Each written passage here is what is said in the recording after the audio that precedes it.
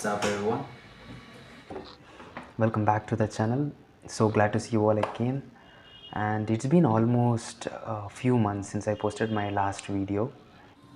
And it is because that I have started my journey as a software engineer. And the transition from a college student to a corporate employee, it has been incredible so far. And wait, you might be having these questions. So which company I got placed at, which company that I'm working on, which role that I'm working on, and what's my package. Everything we will cover at the end of the video. For those of you who are new to this channel, let me give a quick intro of mine. So this is me, Aswin. I'm a 2025 pass out from SRM University with a degree in computer science engineering with specialization in software. And in this video, I will be talking about my placement experience as a 2025 graduate. And we will be covering all the aspects like when will the actual placement season starts, what are the skills that we need to prepare, we need to equip ourselves with. Now, if you're especially someone who are in your third year or maybe in your fourth year too, and if you're planning for placement, then this video will be useful for you. And at the very end, I will be showing my Havelock profile to you, how many offers that I received during my on-campus placements. Regarding off-campus, maybe I will make a separate video. So this video will be only focused on-campus placements at SRM University. Now, for those people who are wondering that what's a Havelock is, so it's an online application where we students from SRM University we apply for on-campus opportunities. So let's say if a company comes in, they register it in the Havelock stating there is an opening, and those people who are interested can apply in it. And the main purpose of making this video is to share my experience so that it could help you guys in some way or the other. All right, what are we waiting for? Let's get started. So to begin with, let me start with the overview of the placement season. Companies generally they start visiting our campus from second year itself. Yeah, you heard me right, from second year itself. And it's not like a huge amount of companies gonna visit. It's like very few companies with a really good package, and if I have to name a few, so the companies like JP Morgan, BNY Mellon, etc. So these companies they visited our campus in the second year itself, and they came for internship opportunities. So the internship which you will be doing at the end of third year, and the actual placement season it begins at the end of the third year. Now at the end of third year means in the month of August or September you can see a lot of company comes in, not one or two, it's like 40-50 companies they come in. And generally what happens is that at the end of your third year, your seventh semester, that is the first half of your fourth year, is going to be fast tracked, which means instead of you taking the seventh semester for 4 to 5 months, it's gonna be fast tracked to just 2 months. So within that 2 months, your seventh semester is done.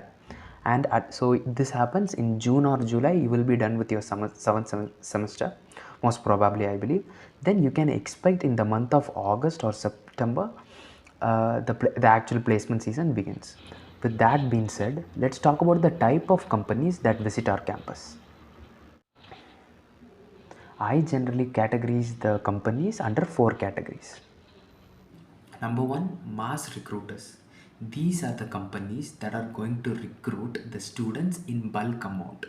Let's say they could pick people like in thousands even. And they offer a package ranging from 5 to 8, we can expect that. And some companies which offer which are considered as mass recruiters are Infosys, TCS, Cognizant, Wipro, these companies. And these companies, so-called mass recruiters like Infosys, TCS, so they are also called as service-based companies, which means they don't own any particular product.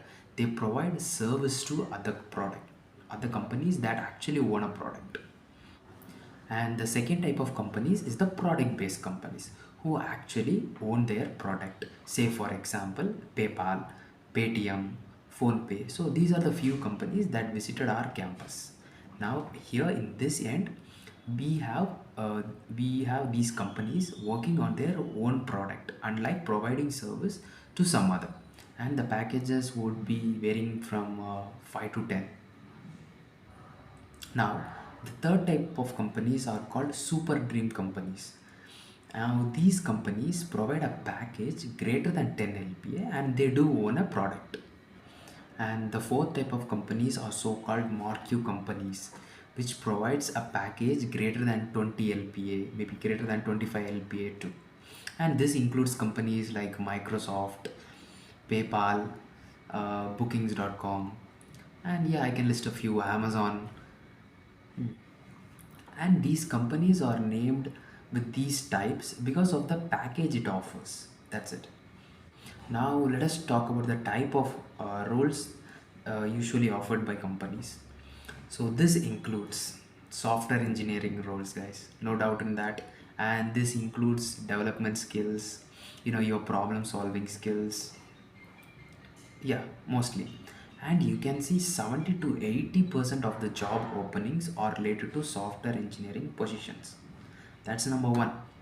And number two is AI, artificial intelligence engineers, data science engineers. Even though these fields are booming, there are a very few openings for it. So that's number two. And number three, core companies. Let's say if you are in mechanical engineering, electrical engineering, core companies, they also do visit our campus, but very few uh, percentage among the whole 100%. So that's why I recommend my juniors who are pursuing mechanical or ECE or civil in general to learn a programming language too. Even though the fields like artificial intelligence, data science are booming, you can witness a very few companies do visit to recruit for those roles. So I would suggest you people to build one or two projects, related to development, so that you will be eligible to apply for software engineering opportunities too. If you are someone who is into cybersecurity and if you are going to only apply for cybersecurity positions, in that case you are putting yourself in a riskier position. So be open for other opportunities as well. And then we have sales, we have marketing related roles, we have business analyst related roles, and edtech related roles. So you're gonna use technology in the field of education domain like Byju's, Physics Wala, etc. And you can also expect gambling companies to say, for example, Juggly Games. They visited our campus and they offered a really good package. And in this video I will be majorly focusing on the placement process for computer science engineering students, as because I have only gone through those process and I don't have much of an idea about another other code fields like mechanical engineering, electrical engineering, civil. I have no idea about that, so we will be only looking at these process. So talking about the process, right? So it could somewhere vary between 3 to 5 rounds. So the very first round, it can be an online assessment, it can be a group discussion, and followed by the final technical interviews if you are if you are interviewing for a technical related positions like software engineer, artificial intelligence. If it is not technical, then they will give you some kind of case study, that thing. And finally it will also include behavioral interviews too.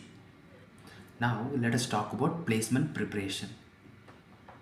And as I said, this particular preparation, it is majorly focused on the for the students who are pursuing computer science engineering. And let's say if you are into electrical and if you are also targeting for software related roles, then you can feel free to watch this. Right. So this is going to be exciting, guys. And in this, I'm going to discuss 7 key elements which I wish someone told me earlier. Maybe during the start of my preparation, I really wish someone told me these elements. And once you cover these elements, right, you are set to crack any software engineering job. So the very first key element which contributes 70 to 80% of your preparation is problem solving. So what do I mean here specifically is that is the ability to solve any coding problems. Any coding problems using a programming language. This could be C++, Java, Python.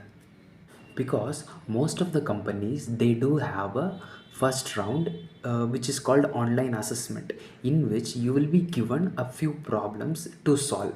Let's say if you meet a certain criteria, let's say if the company's criteria is solving 3 out of 4, then you will be taken to the next round, which involves a sequence of technical rounds. In that technical round too, you will be tested on these coding skills too. And you can use platforms like lead code code chef to practice a few coding problems. And I have personally solved around 800 problems in lead code. And I should say 90% of the contribution is towards that problem solving skill that I have solved during my college days. So just pick up a language, it could be C++, Java, Python, and start solving problems. So when you begin, just solve basic problems under the topic variables, data types, then if else statements, for loops, and then you can move to some advanced problems which involves topics like stack, queues, trees, graphs, dynamic programming, these kind of problems. Now, the second key element is that learning computer fundamentals. This includes subjects like operating system, DBMS, computer networks, and object oriented programming. Very important, guys, object oriented programming. This particular subject, it's almost followed in any industry that you pick. And I'm not going to dive into each and every subject in detail, but you can learn these topics, and these are specifically asked in technical interviews.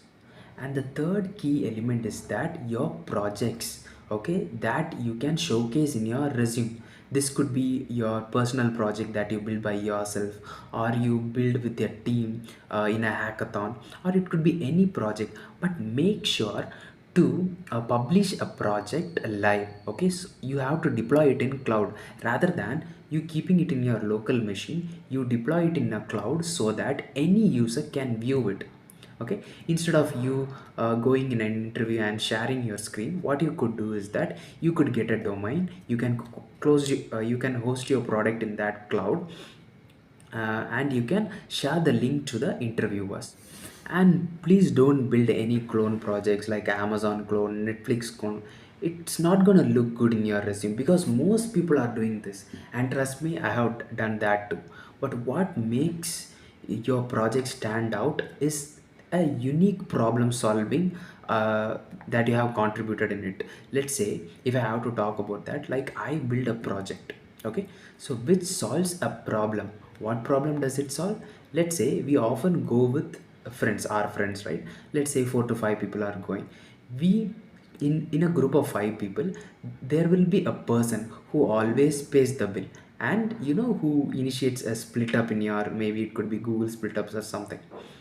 So for this, what happens is that when you are going on a 2 to 3 days trip, this person has to take care of everything, which becomes hard to manage. So that's why I built an application which actually keep tracks of the spendings that we have spent on each occasion, so that later phase we can initiate a split up or even send email notification to remember our friends or colleagues to transfer the payment. And to build these kind of projects, you can learn web development or app development.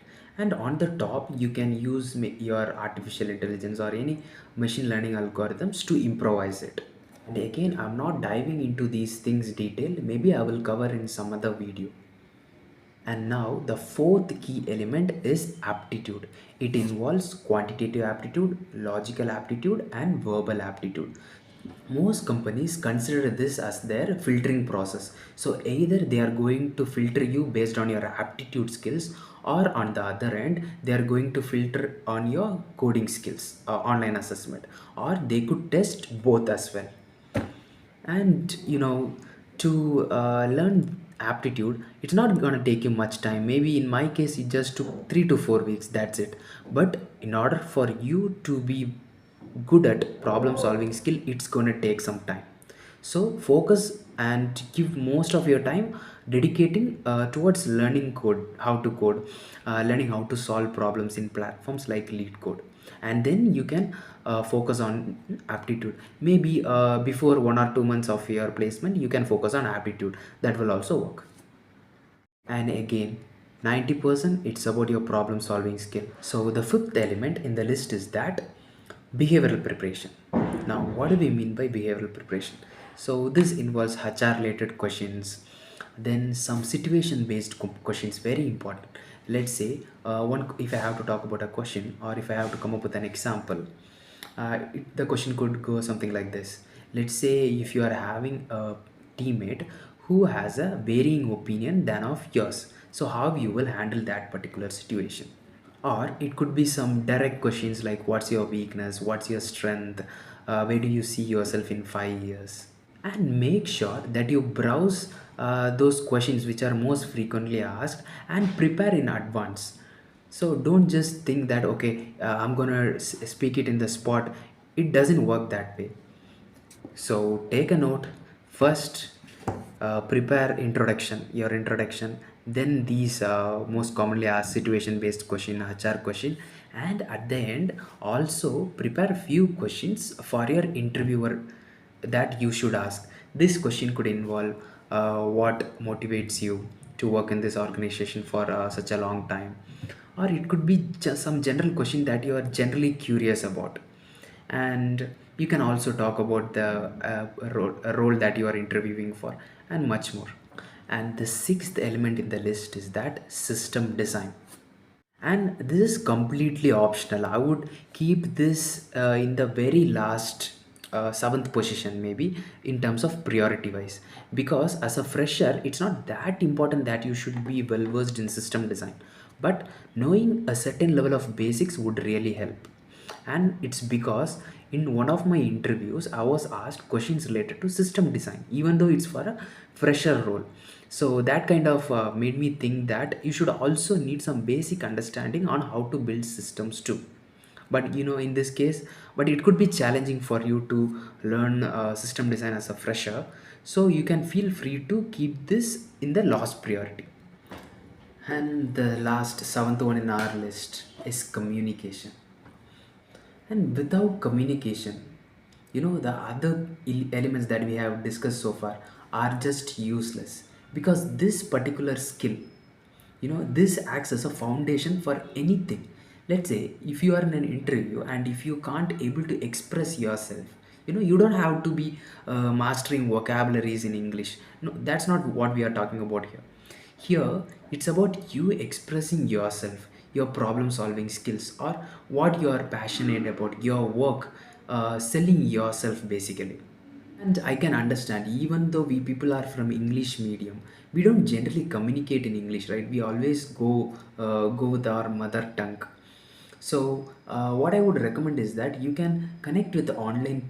You can use some online platforms like Monkey app. You can connect with some random strangers, or maybe you can have some practice session with your friends, where you can get feedback from each other. And I also used to do this in my first year or second year. I used to be terrible at communication, so I often take my mobile or my laptop actually. So I just record myself talking about my day, how it went. And yeah, this could really help you a lot looking back. If I when I look back at those videos, it just shit. So be comfortable with passes, don't be nervous. It's at the end of the day, it's a job. So just make sure you give your best in your preparation. And that's it, guys. We have covered the seven key elements that we have discussed. And let's move on to the next one.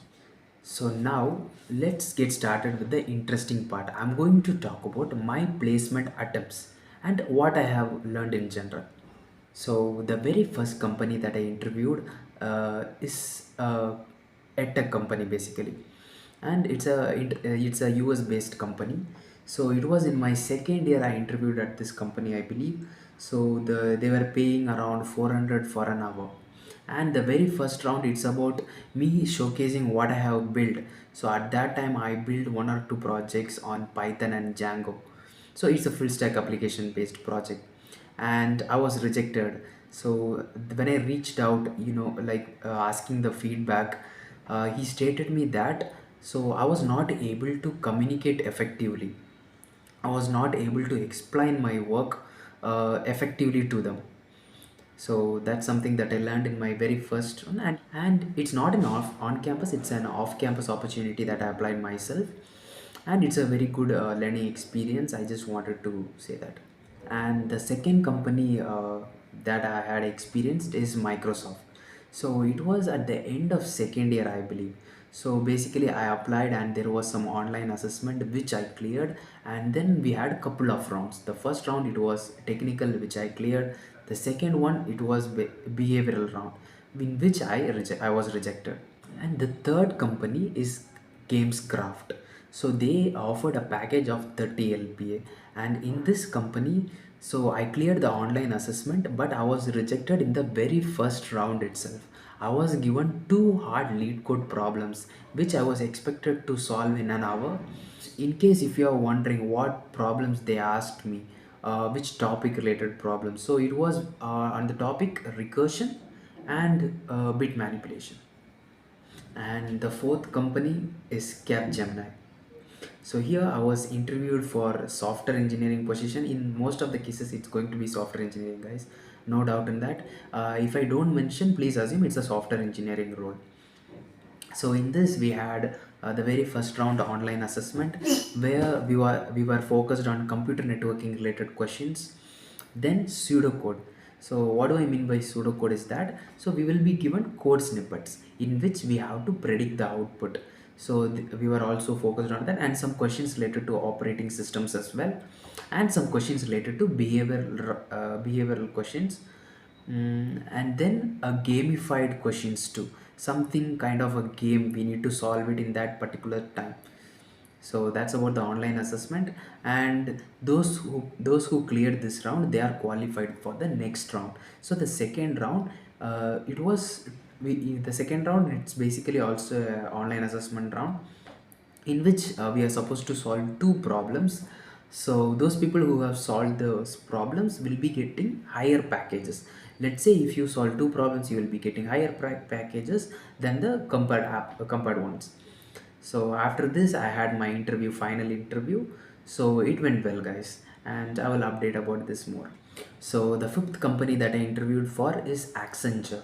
So it's a US based company, and obviously it's for a software engineering position. So the first round is that an online assessment where they focused on the aptitude ones, and I cleared that. So the second round, it's about communication skills, so I cleared that. The third round is a 20-minute interview. So this is where I messed up. And what happened is that, so the interview, the very first question, he asked me to introduce myself. So I introduced myself, and then what he asked is that, do you know oops? Okay, he just asked that question.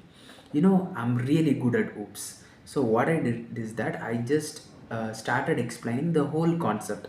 So I started with what is oops, what are the four types of pillars, and I spent the whole 20 minutes explaining the whole oops concept to him. And I felt that I did really well, but at the end I received rejection. It is because, I should have given some time for him to ask other few questions as well. So that's the biggest learning from this. So the sixth company that I gave attempt is for TCS. So in TCS, the very first round is online assessment round. Unlike any other rounds, for TCS you have to go to their centers. So they will allocate you a center in Chennai. You can expect anywhere it could be. So after the clearing of that round, you will be given the category. So there can be three categories that will be qualified: TCS Ninja, which is for 3.5 LPA, and TCS Digital, that is for 7.5 LPA, and a third one is TCS Prime. So that's for 9.5 LPA, and I was eligible. So I cleared that round, and I was eligible for TCS Digital with a package of 7.5 LPA. But unfortunately, I was not able to give interview for that, and that reason is because I was doing internship at an edtech company in Coimbatore. The seventh company that I interviewed for is an edtech company called Calvium. So this company, what they does is that, so they offer some coaching related to cracking placement. So Here the very first round is resume based filtering, and I was qualified in it because of my lead code profile. I have solved pretty amount of problems, like maybe 600, 700 at that time.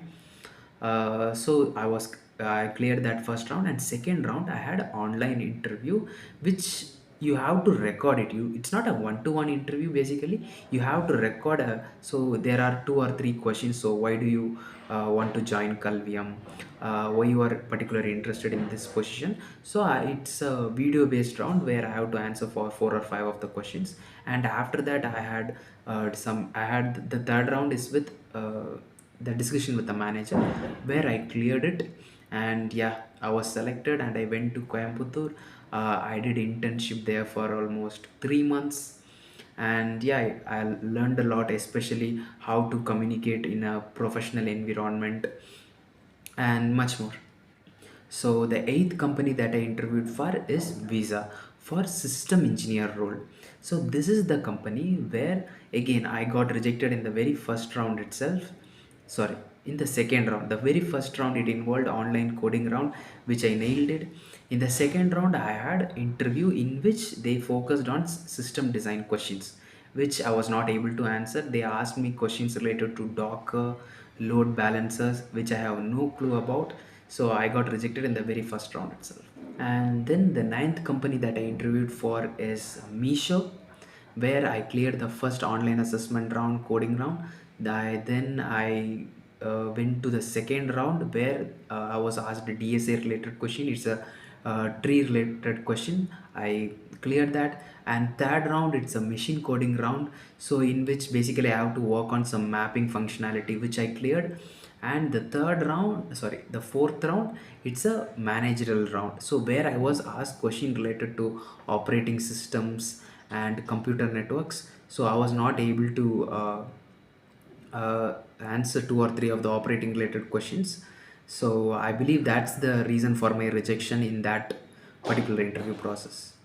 So in total, I have given interviews at these nine companies, and it has been a great experience. Obviously, a lot of rejections too, but you learn from rejections. So yeah, and the more interviews I give, the more confident I became, whether it could be expressing myself or it could be talking about my projects, thinking loud. It has sharpened me more. So now let's come to the suspense part. So at finally, which company I'm placed at, which company I'm working at, I'm gonna cover it right now. So these are the offers that I have received. As you can see, Calvium, so with a stipend of 20,000, and this one, yeah, it is from Capgemini, so 4.25 LPA. So as you could predict, so I'm right now working as a software engineer at Capgemini. You can for those people who are following me in LinkedIn, they might know this. So it's on September 11th that I have started my journey here, and it has been amazing so far. I'm truly grateful for the opportunity that I received. And if you ask me whether am I satisfied with this particular offer, maybe yes.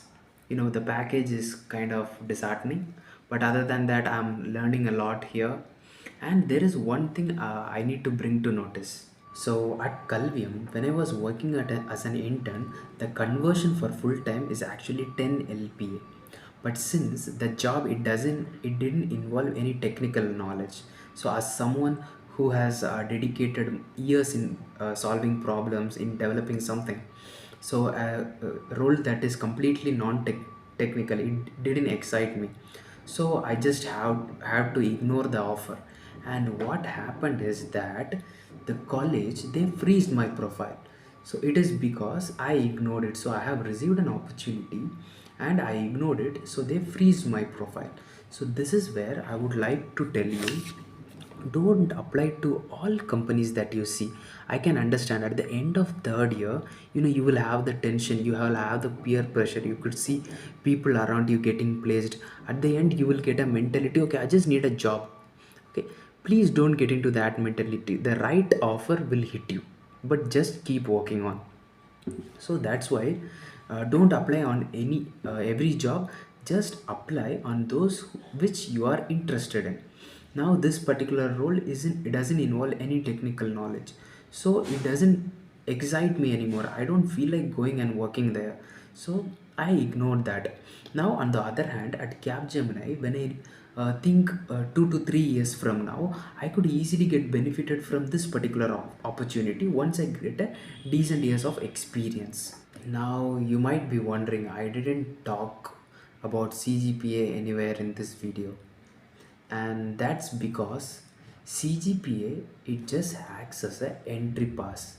Let's say, if you have an 8 CGPA, you will be eligible for 90% of the companies. So for 100%, maybe you should have a 9 plus, and that's the purpose of CGPA. I can see a lot of people, they are just focusing on CGPA, which is a terrible mistake there. So don't just focus on CGPA. Also build your skills apart from your academic as well. And a safer CGPA will be 7.5, where you will be eligible for 70 to 80% of the companies. The best one would be 9. Okay, and let's say the other benefit of maybe maintaining a good CGPA is that if you could able to maintain maybe 7.5 plus CGPA, so in a class, top 4 people would be given scholarships, which means the next year you don't have to pay any fees at all. It will be 100% fully waived. So focus on CGPA, but give most importance to developing real skills, which includes coding, solving problems, then developing some projects, which we already discussed. So, and now here we come to the end of the video. So I hope you have found this video useful, and yeah, that's it. So if you have any questions, and if you would like to talk me about anything, so feel free to comment down below.